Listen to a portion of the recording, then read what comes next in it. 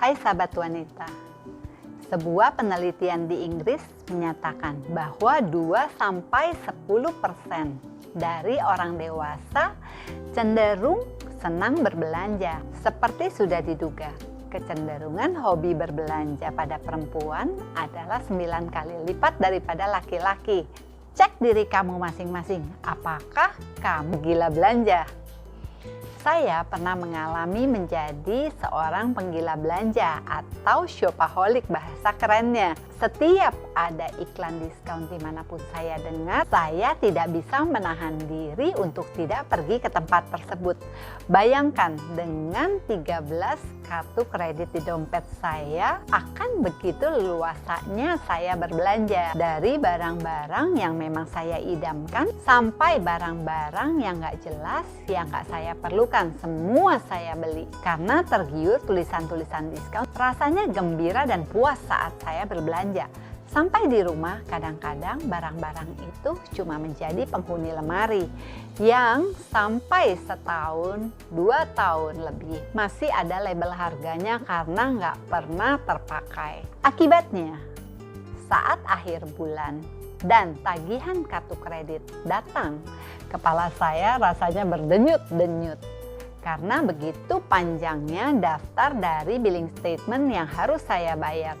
Alih-alih gaji sebulan bisa buat menabung untuk masa depan, malah langsung habis saat itu juga untuk membayar tagihan kartu kredit yang barangnya nggak jelas dan nggak semuanya bisa terpakai. Imbas lebih jeleknya, semua uang yang saya dapat dari hasil bekerja selama sebulan bahkan tidak cukup untuk membayar tagihan-tagihan dari kartu kredit tersebut, dan akhirnya menjadikan hidup kita terlilit oleh hutang. Finally, paling buruk, hidup saya dikejar-kejar oleh debt collector dari bank-bank yang kartu kreditnya saya pakai karena menunggak pembayaran berbulan-bulan.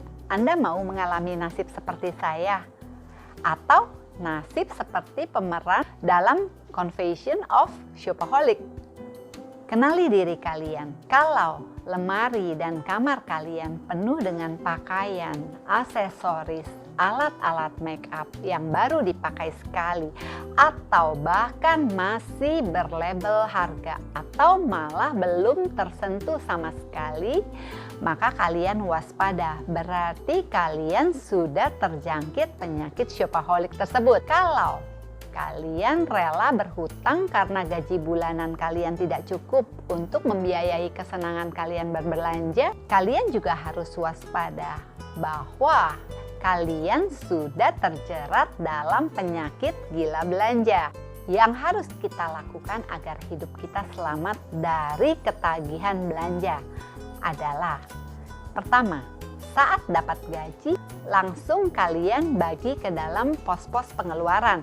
Misalnya, untuk bayar cicilan 30%, untuk kebutuhan rutin 40%, untuk tabungan dan kebutuhan mendadak 20%.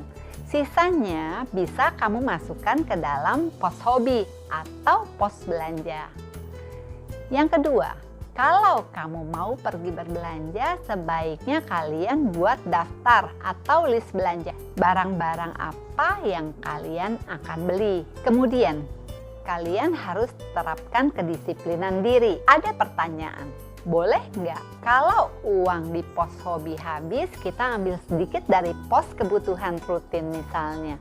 Tidak boleh, dan jangan pernah kalian mulai lakukan. Sekali kamu melakukan, kamu pinjam dari pos lain dan gak disiplin, maka kecenderungan itu akan menjadi lebih mudah diulang dan akhirnya kalian akan terlibat masalah serupa lagi. Bedakan antara kebutuhan dan keinginan. Kebutuhan, memang kalian membutuhkan barang-barang tersebut, urgent, mau gak mau harus dibeli, tidak bisa ditunda lagi. Sedangkan keinginan adalah sesuatu yang tidak wajib, tidak urgent, tidak mendesak. Istilahnya, keinginan itu seperti lapar mata. Yang selanjutnya, jangan membawa kartu kredit saat pergi berbelanja. Kecuali kamu mau belanja kebutuhan hidup atau ke supermarket yang sudah kalian buat list daftarnya.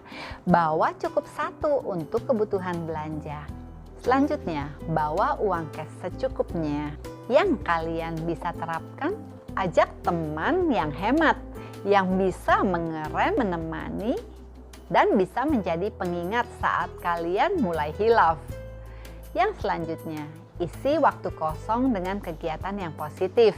Misalnya pergi ke gym, olahraga, pergi ke panti asuhan.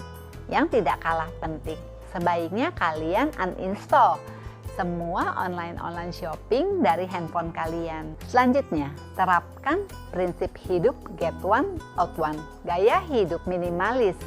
Seperti orang-orang Jepang ini harus kita contoh. Ketika kalian membeli satu buah barang, maka kalian harus merelakan satu barang yang ada di dalam lemari kalian. Baik itu didonasikan, baik itu dihibahkan, ataupun dijual as pre-love. Hobi belanja sebenarnya boleh-boleh saja, apalagi saat berbelanja tubuh kita mengeluarkan hormon kebahagiaan. Asal hobi itu tidak mengorbankan rencana-rencana dan tujuan hidup kalian. Menabunglah sedikit-sedikit sejak dini, agar hari tua kalian tidak kesulitan dalam masalah keuangan. Kalian ingatkan lagunya Bu Titik Puspa dulu tentang menabung. Bang Bing Bung, yuk kita nabung. Belajarlah menabung dari sekarang. Sekian ulasan saya tentang Shopaholic. Semoga bermanfaat. Sampai ketemu di tips mama yang selanjutnya.